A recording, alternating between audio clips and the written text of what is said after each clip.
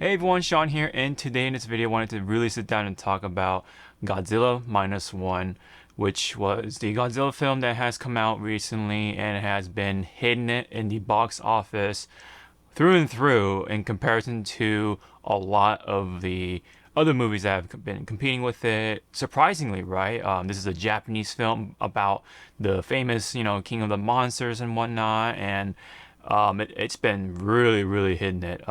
It's making 4 times the budget at least, if not more. And I'm really happy for it to say right off the bat, if that doesn't spoil anything already of how I feel about the film.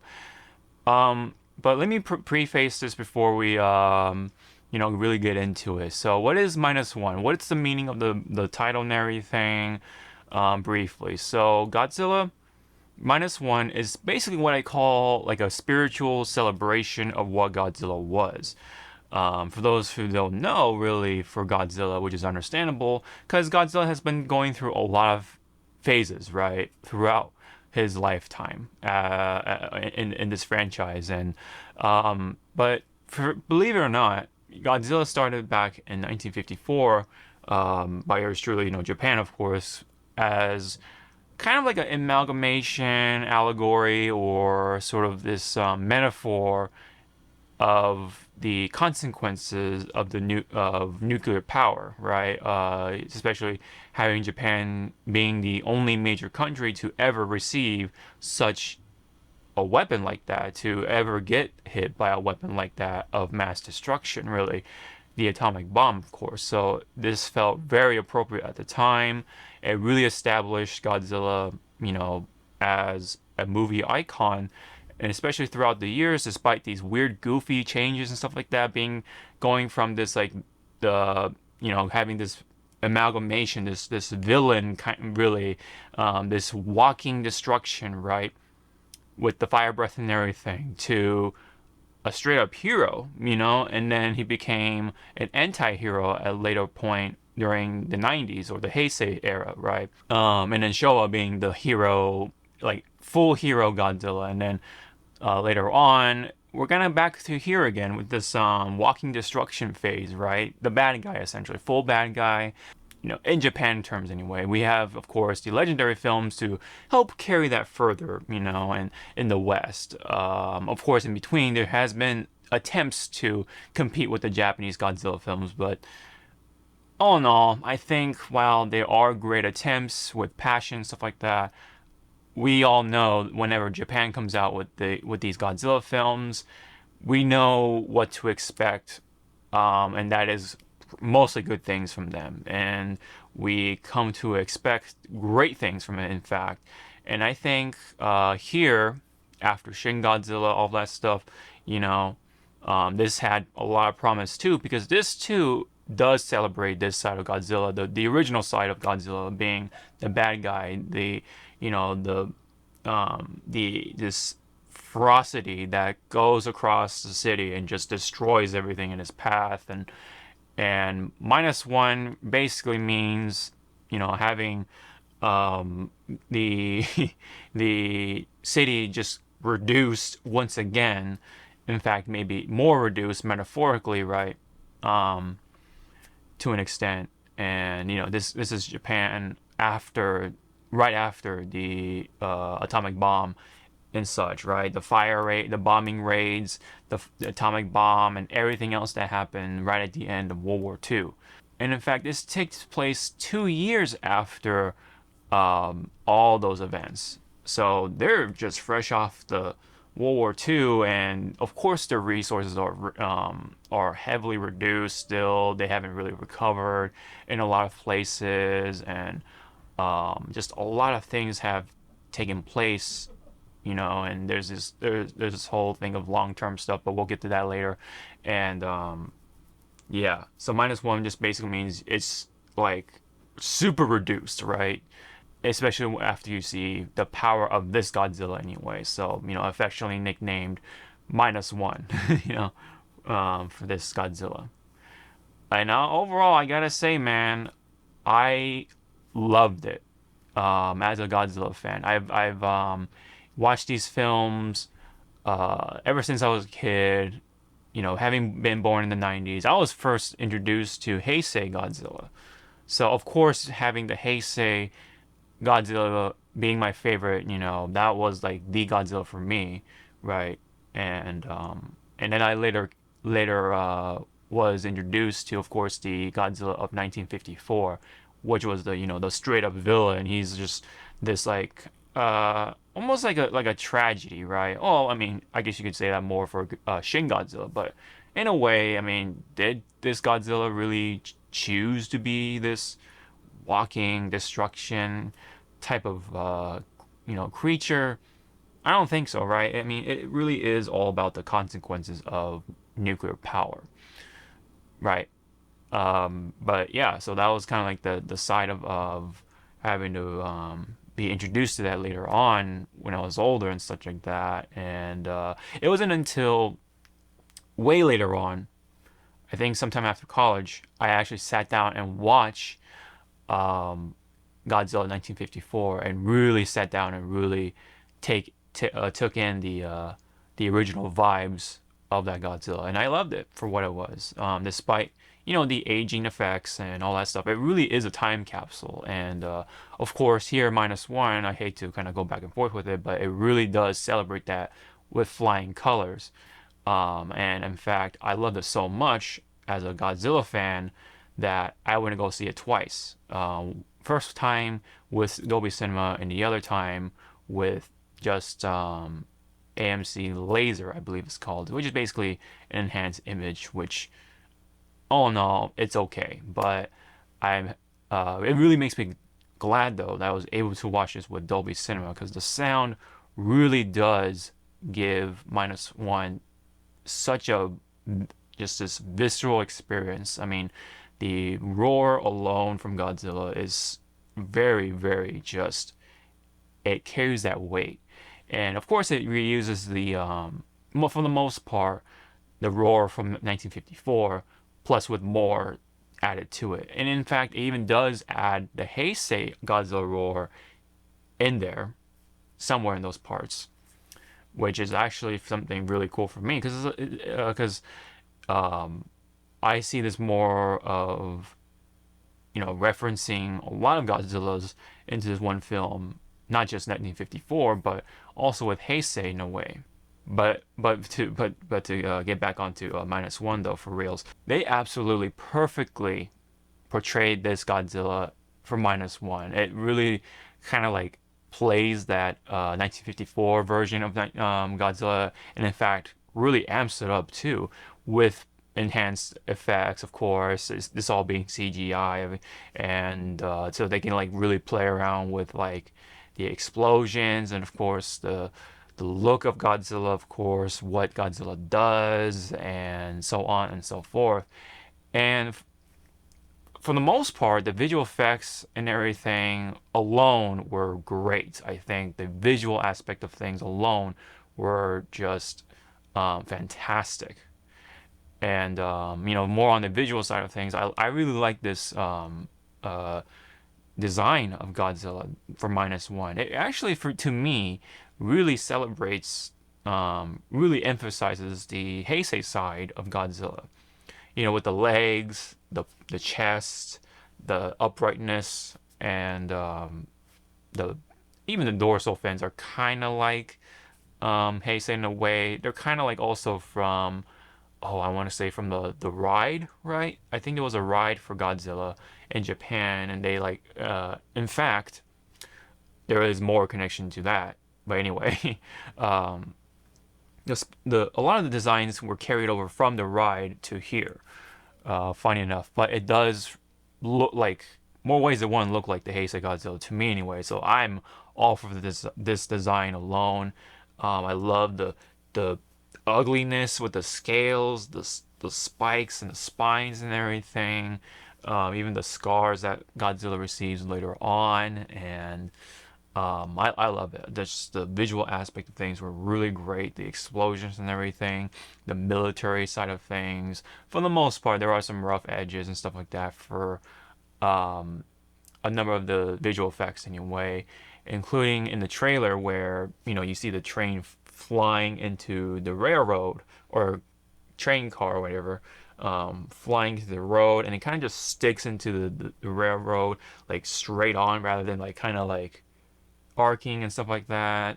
That was a little rough to see on the final product or on the screen anyway, but overall that gets like plowed over by everything else that was Godzilla, like literally, right? I guess you could say. The other huge plus about Godzilla Minus One was, of course, the storytelling and the direction and everything. They actually made the human characters something to look forward to. Like, of course, with the elements of World War II history and everything, it does play a huge part of why you kind of care for these characters, right? Especially with the main character, Koichi. Koichi, having to be part of World War II, being, of course, in the Empire of Japan, right? Serving for the Empire of Japan, and then being the kamikaze pilot and all that stuff. But of course, he wanted to live even from the get-go, so he basically flees from his duty, disobeying the whole honor and all the ways of Japan, right? Threw that away to live, right? He just wanted to live to go back to see his family again. And that does play a huge part of the storytelling, right? The themes and everything. It's all about, living and family and love and of course going against the ways of Japan back then, kind of like almost saying like, hey, this was very archaic. All these beliefs and stuff like that were very archaic, and in fact were kind of like the detriment to why Japan lost in the first place. They believed too much of this whole honor thing, right? Bushido and other things, and the having to die rather than being taken by the enemy and stuff like that. Very archaic, and they didn't like update their weapons, and they didn't update a lot of their sort of tactics and everything, more ways than one. Though they were still formidable, they could have put up a better fight if they actually sort of like got with the times. But yeah, so anyways, that does play a huge part, right? The love and everything, living and stuff like that. And so yes, these characters were very much well written for them to be something to look forward to in a Godzilla film, because usually these Godzilla films, for the most part, you want Godzilla on the screen. You want to see the monsters, and you want to see the destruction. You want to see things just blow up, and that is pretty much like the natural consensus for most of these monster films. But this minus one really breaks that mold, and I actually really care for these human characters through and through, especially with Koichi, and then soon after Noriko, and then of course the orphan Akiko, and so on and so forth, and then even like of course the Minesweeper crew, and so on and so forth, right? Like everyone else, right, having to sort of deal with this ordeal, right, with Godzilla and all that stuff, man. But because of that too, it really enhances, right, the actions of Godzilla.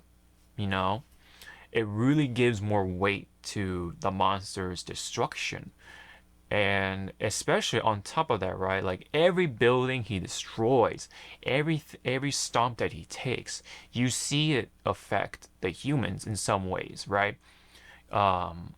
There are parts where you actually get to see what happens to the humans when Godzilla actually interacts with the city, destroying and everything. I mean, you've seen some of it with these older films, but of course, even in 1954, there's actually a lot of that too. So it kind of like harks back on that too, like it references and stuff like that.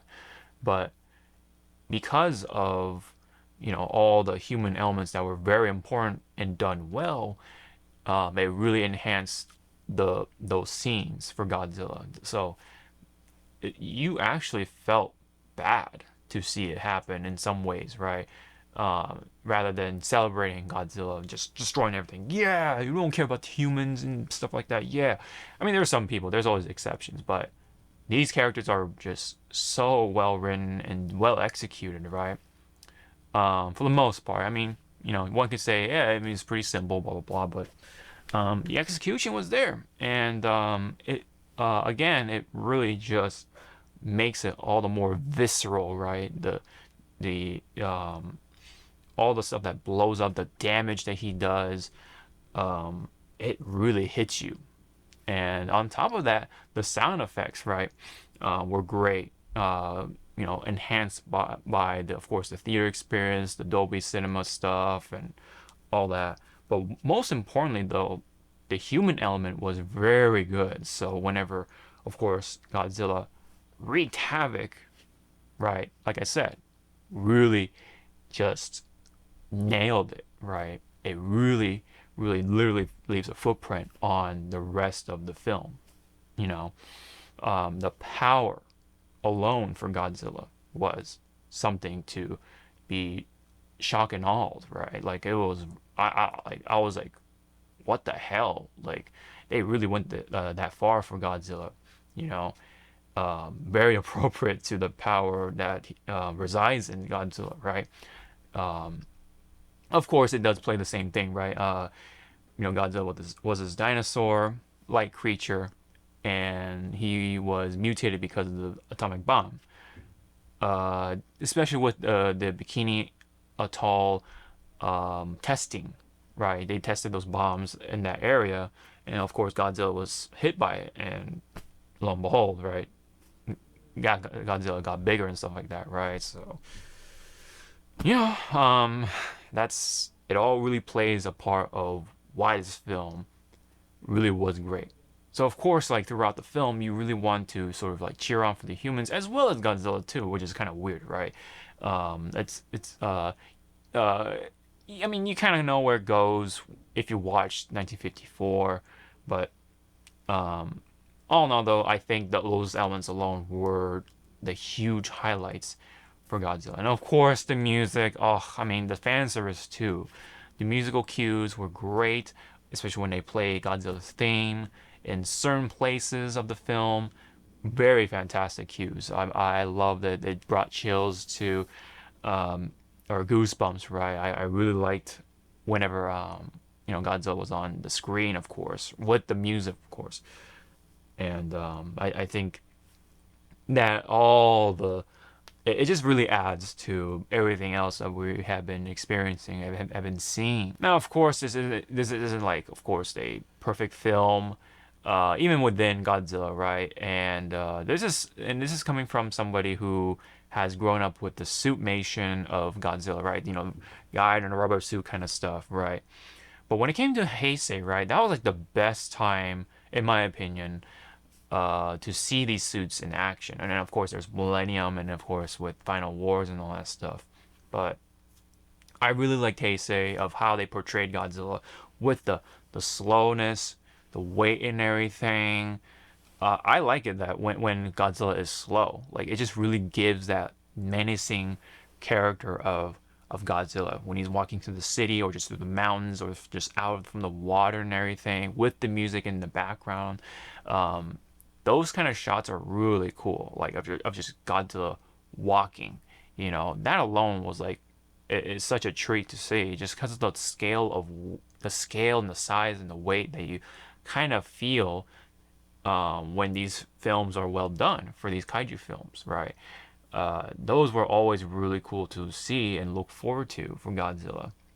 And you do get that here, but but there also is unfortunately a lack of that for me, of that weight that one would be so used to from the 90s, right? Or just older films because of the suits, right? Because they're real, they're physical, you can really see it on the screen and stuff like that. But when it comes to CGI, it can be a big miss. And there were moments like that where Godzilla he like whips forward at times to roar or to fire his heat ray slash atomic breath, and those moments unfortunately did take me out a little bit. He just seemed too flexible in comparison to the older films in a number of moments. But there are plenty of other moments where he does walk forward and has that weight. He just stomps his way and roars and all that stuff and just wreaks havoc and everything. Walks by this building like nothing, and you see the effects, you see the consequences, quote unquote, for the people anyway. And that was just, man, that destruction scene of the city from the trailer, of course, was wow. You know, you definitely have to see it for yourself to really see what happened, right? Um, very, very shocking to say the least. But with that said, I think I can definitely forgive it because of what's been presented to us overall, like throughout the film, with the great human characters, how Godzilla was utilized, and the action scenes, the how they use the military and everything, the boats, the sea, and all that stuff. I can definitely forgive it, especially with the fact that this movie was only like 15 million. And that was something I learned after the fact. I was like, what the heck? This seemed like 100 million, or even 2 million, or 200 million even, but this was only 15 million, which is like far less than what we've seen this year, right? All the other films, and yet they flopped more ways than one. Maybe they got their money back, but the quality is lacking in that department. And of course, I'm assuming a lot of that stuff goes into, like, marketing and all that stuff, the celebrities, of course. And so um, here, right, all that, every dollar of that was, I'm sure, used to the fullest. And you definitely see it here, right, with all the destruction you see, all the Godzilla, all the human elements and everything, the writing, the storytelling, the art direction, the music, and stuff like that. It felt like at least $100 million movie, but man, it's just all the more surprising and all the more funny that this is beating a number of these films right now as we speak. And in fact, it got an extension at some point. Um, People are just loving it, and there's a great reason why. I definitely believe it. As someone who watched it twice, which I haven't done in a long time. I've watched the only other movie I've watched twice throughout my lifetime, or at least in recent times, was Endgame. Avengers Endgame, and uh, I might have watched it 3 times even, but twice, more than twice, but at least.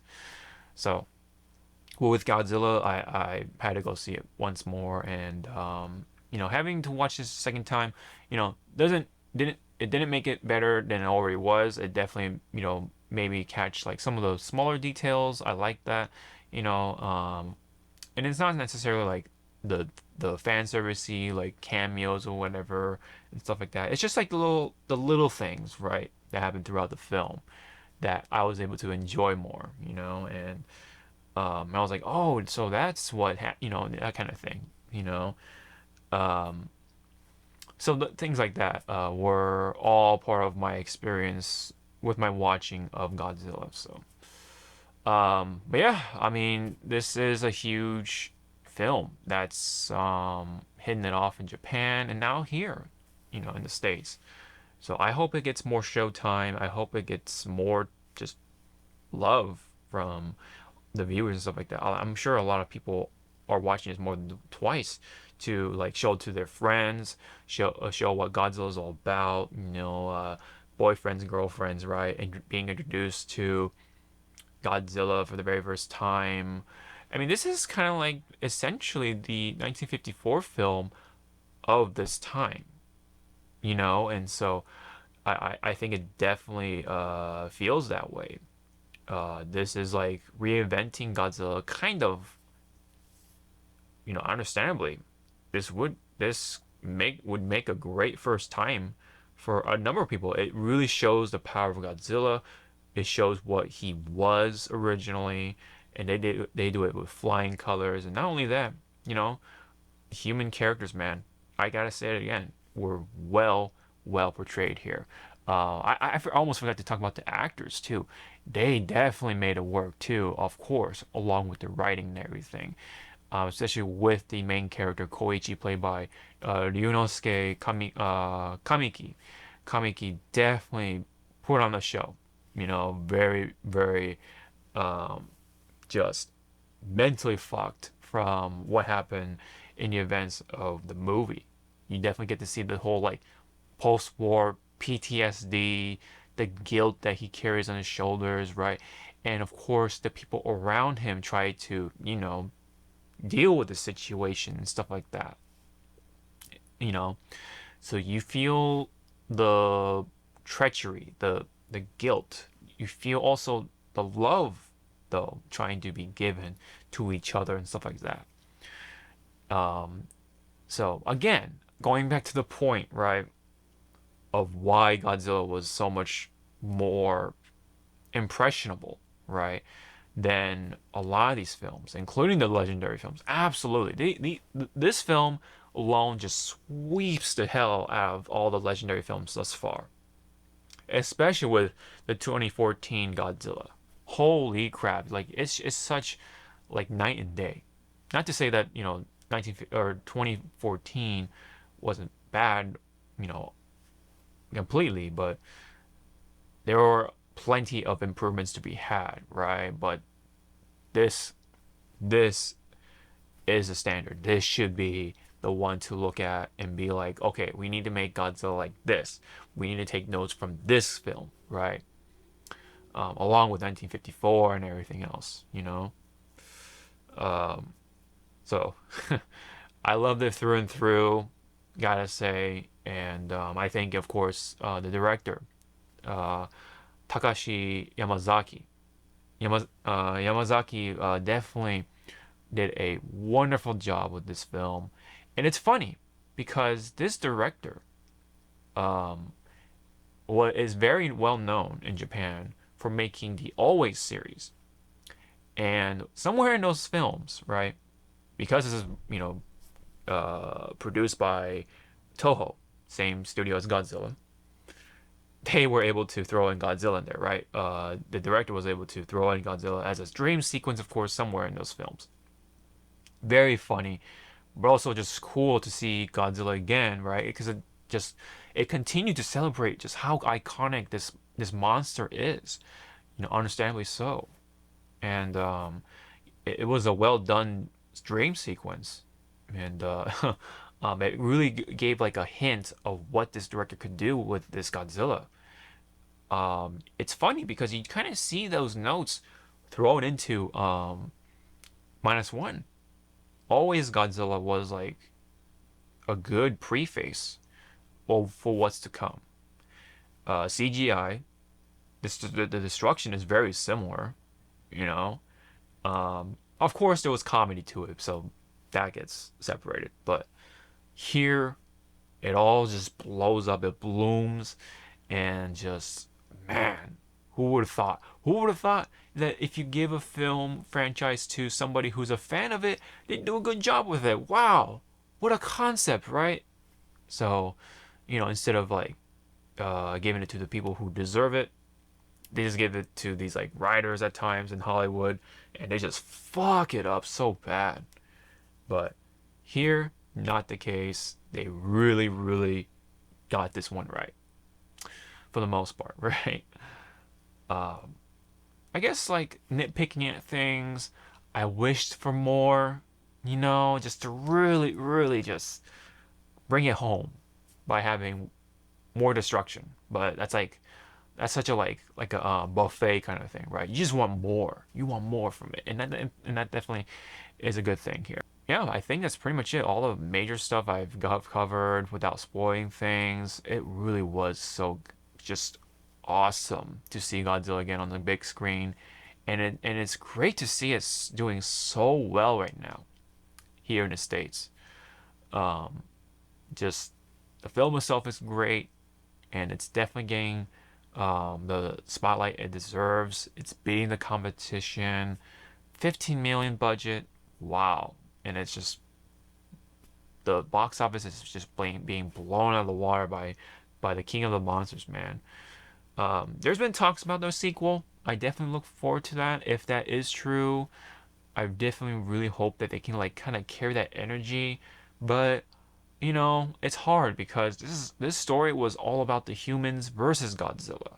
So of course, when you introduce another monster, you kind of throw the monsters or the humans to the side, and you just become more of an afterthought. So that's where the whole like, oh, I don't care for the humans part kind of plays heavily. But we'll see. Maybe Yamazaki or anyone else can break that mold. You know, make the humans lovable. And something to care for. And um, and maybe yeah, this can carry on this quality, right? But for right now, -1, more like 10 out of 10. Like that's honestly what I can say with full confidence. I really like the movie, the sounds, the visceral experience overall, the weight that it carried throughout the film, the gravitas, the just the grittiness to it, the just the weight on the shoulders of these characters, you definitely feel it, man. And it's Godzilla. This Godzilla was great. I loved it. This is probably my new favorite iteration of Godzilla besides Heisei. Like, damn, you know.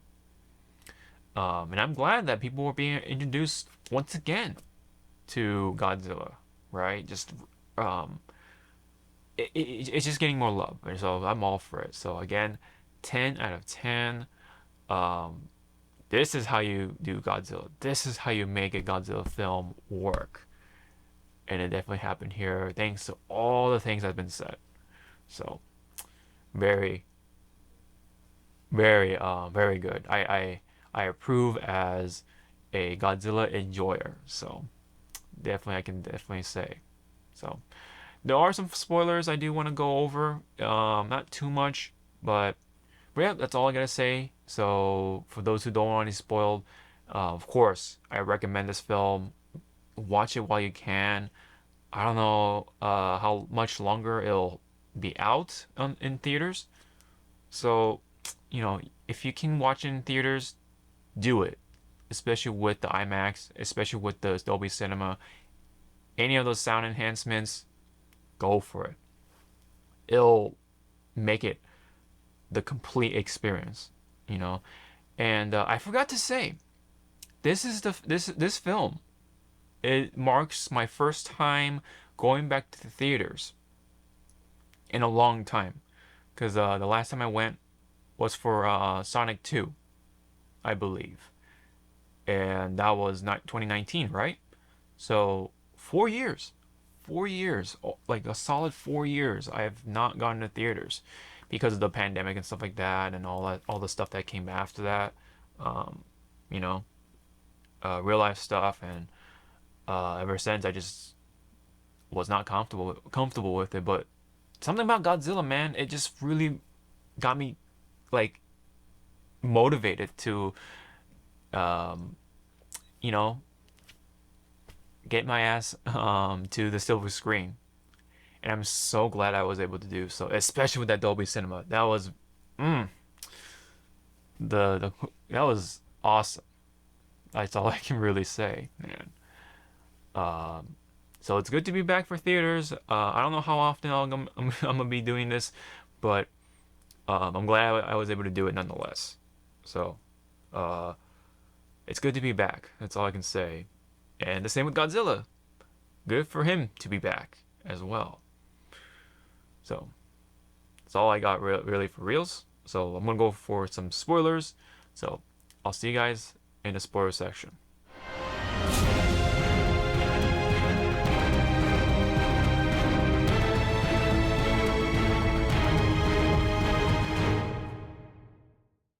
Just a couple of spoilers I wanted to just go over. I mean, we know that Godzilla destroys shit, right? But it's just like the power of that atomic breath was just very breathtaking. Like I was literally just like, you know, I was like, wow, they actually made it like that, and it's very appropriate. I feel, you know, for being called the atomic breath or the heat ray, whatever, to being powered by nuclear stuff.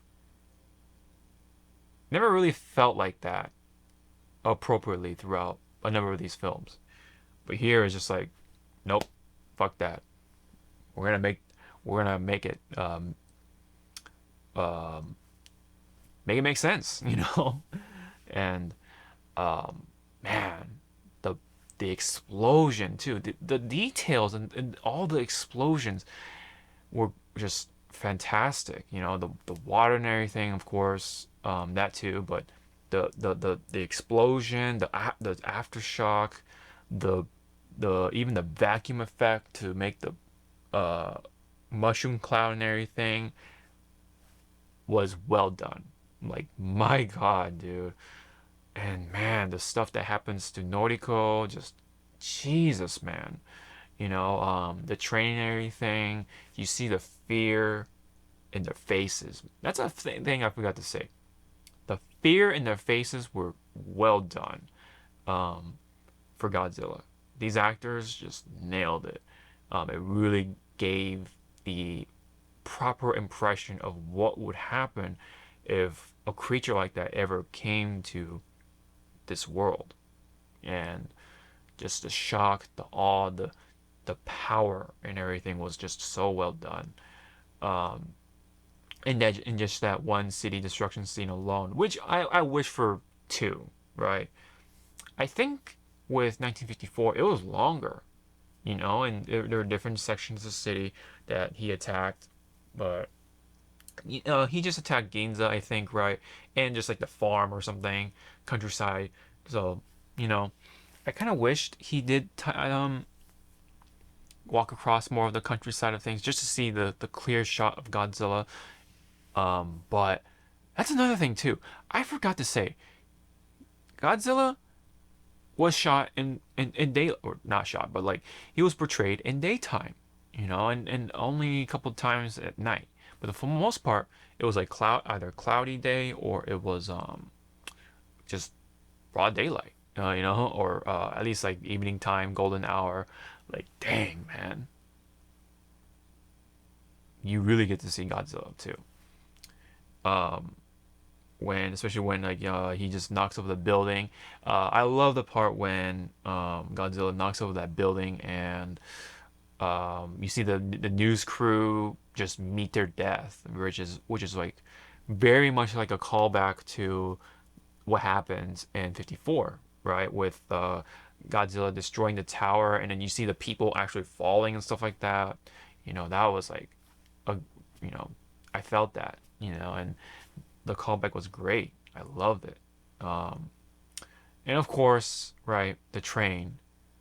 When you're in the world of Godzilla, you do not want to be in a train, man. It's just something about trains and Godzilla just don't mix together at all. You know that trains get fucked whenever Godzilla comes across, you know? I think it's like a kind of like a meme, but either way, you definitely don't want to be a part of it. It's just kind of like a tradition, right? Kind in a way. At least for these solo Godzilla films, anyway. Um, but um, and of course, yes.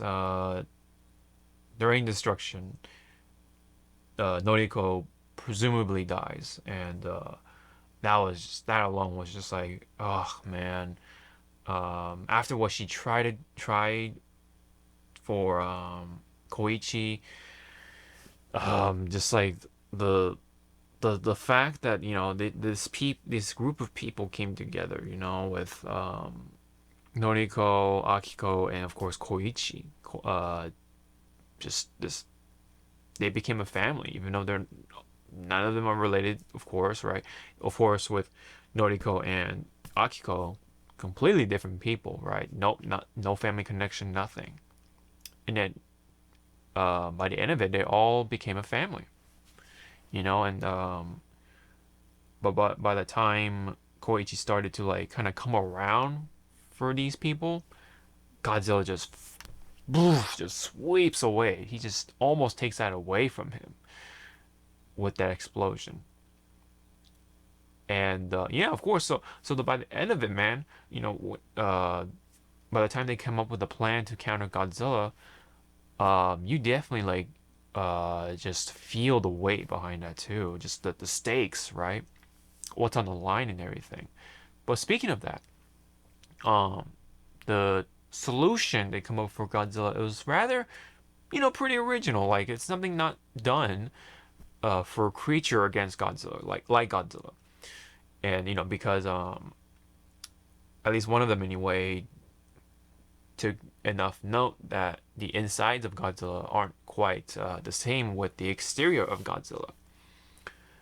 Uh, Although that being said, he has the ability to regenerate, and yeah, those effects were very hardcore. Like I was like, God damn. I did not expect for Godzilla's face to get blown off like that just to show off the regeneration abilities. These regenerative abilities, um, you know, are quite something, which I do really like because it gives Godzilla some vulnerability, right? If that makes sense. It gives a chance for the humans to fight back, which makes the fights more interesting, of course. You know? Otherwise, I mean, when it comes to 54 and all those other films, it gives a different flavor, definitely. But this aspect of things for minus one, I like it. It just definitely gives it a little more evenness, but you still see Godzilla just wreak havoc like nothing almost. Um, but anyways, the solution of itself, of course, involves with the bubbles, right? Which basically, um, this allows for Godzilla to be contact with the salt water, right? And the salt water is still dense enough to keep Godzilla afloat. And I assume, of course, Godzilla has some sort of like ability to stay afloat or swim and stuff like that, with some swim bladder or organs, right? Presumably. But in these movies, right, they like to play around with science. So basically, these bubbles are supposed to separate Godzilla from the water, right? The salt water itself. So because the salt water is not there to touch Godzilla to contact them, he just drops down, you know. And the idea of that, of course, is to create a bubble membrane to drop Godzilla so fast that the pressure will just hopefully damage Godzilla. And then if that didn't work, they had a backup plan by having the balloons to lift Godzilla rapidly for that explosive decompression effect. So read up on that, and that just gets messy potentially, and you just see, of course, the effects on Godzilla. That's like one of the few times you actually get to see Godzilla is just messed up like that, which is actually kind of cool because it's just a rare occasion. The only other times, of course, is with like Destroya when Godzilla is melting, right, during the meltdown. But with this one, man, you get to see the decompression happen with the flesh, right, the skin, and then of course the eyes. Man, oh man, you hate to see it, but it's like, wow. But Godzilla was still kicking somehow, and was about to fire that atomic breath or whatever, the heat ray, and Koichi comes in with the prototype Shinden and drives into the mouth, hits and the bombs detonate right after sending hitting the pin and everything, or setting off the pins and everything, right, with the pull of the lever and everything. But of course, playing around with the theme of like living for your family and stuff like that, being there for them. The mechanic essentially added a ejection seat, right, for Koichi so that he can live. He has the option to live, of course. But it really, like, before all this, right, like it's it really plays around with the whole thing about like living and love and all that stuff, which goes against, Bushido and honor and all that stuff. The World War II Japan ways, the Empire of Japan, the Imperial Japan ways, gets kind of spit on, right? Um, by other Japanese people, right, within Japan, which is like, of course, that's like very, I hate to say it again, very interesting to see those aspects. It definitely leaves a lot of people thinking, like, about the social commentary that was going on at the time and such like that. Anyways, the solution for that was creative, right? Going back to the whole Freon bubble solution. So, with compression, decompression, Godzilla still lived, but the plane finished it off, and Godzilla crumbled to pieces, right? Especially when it was about to fire the nuclear, the atomic breath. That all that I think played a part to dissolve Godzilla. But but before we get to the very end of it, we get to, but before we get to the end of it, there's just so much around it, man. Like, Koichi tried to just ignore people. Like, he just couldn't bring people into his life because he felt like he had unfinished business with Godzilla. He didn't want to marry Noriko as much as he loved her until his battle was over, to be able to let go of the guilt that he had on his shoulders, that survivor's guilt, that he got from from Odo Island. And of course, the people around him, especially with the mechanic, they didn't buy it, right? Like, he just blamed him for, having all those people die on the island.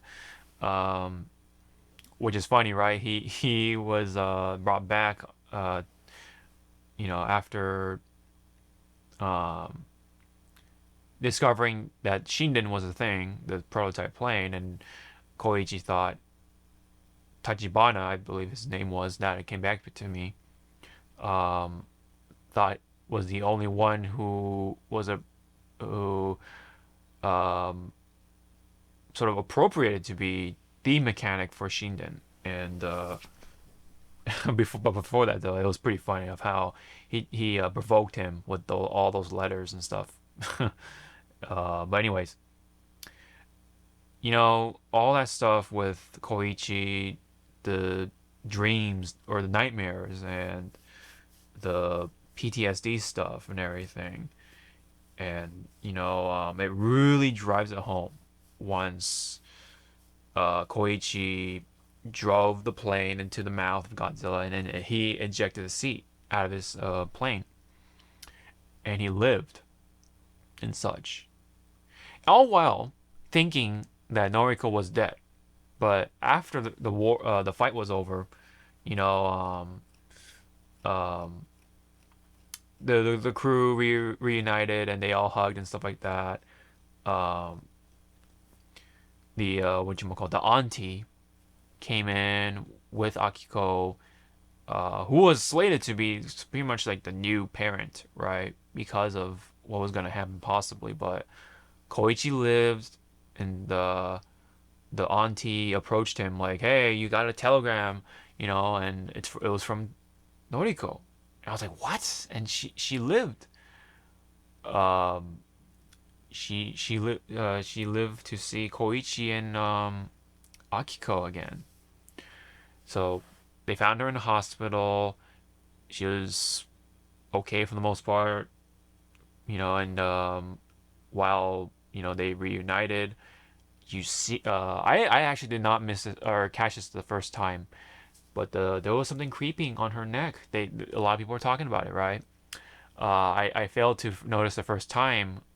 Somehow I was like too into the reunion that somehow I missed that. But the second watching, I saw it crystal clear, and definitely like is going to play a part somehow into hopefully the next story. Um, you know, it even had the pattern of like the spinal dorsal fin, right, from of Godzilla's back. Um, so two things I think when it comes to theories. One is pretty basic, right? It's radiation. She's gonna die, right? Godzilla's radiation is gonna kill her at some point. The other theory is that she has gained some sort of regenerative abilities, um, and has mutated and has assimilated to be a part of Godzilla in the way. You know, why else would be like black and kind of not entirely consuming her body in that sickly way. You know, it just shows like, hey, this something is happening to Noriko's body, and rather just killing her off like that, I feel like they're gonna play around with it, right? They gotta be.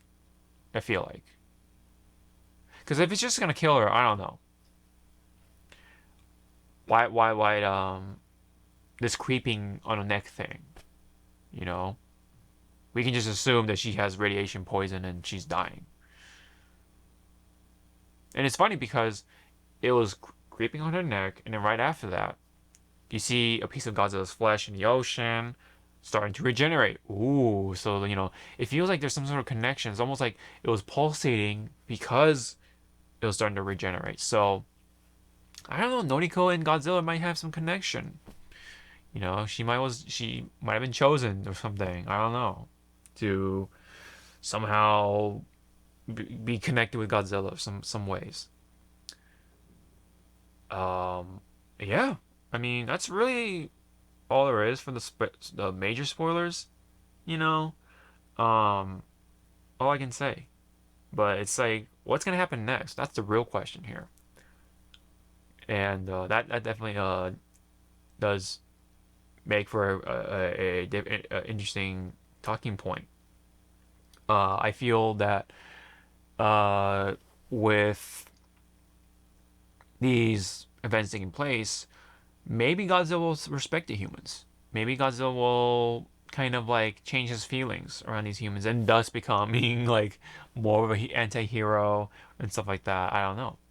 And Noriko have a connection of sorts with this Godzilla. She'll be like that talking point between Godzilla and the humans, right? She is the middle point. Um, if that's a route they want to take. But hey, I mean, it could be a bit of both. Maybe she is dying, but at the same time, uh, they have the opportunity to communicate with Godzilla somehow. So I don't know. It could be like Iron Man, right? The heart or whatever was killing him, but at the same time, that was what was giving him life, almost. At least the earlier types, anyway. So you know that probably was why she lived. It's because of Godzilla's radiation stuff, right? Mutating and stuff, all the mutation stuff. But we'll see what the long-term effects will be for Noriko. Yeah, so it definitely is intriguing to say the least of what could happen. So if anyone wants to sort of share their theories down below, I would love to see them. So yep, that's pretty much it for this review for Godzilla. Really loved it. Really glad I was able to go back to theaters, at least for this film anyway.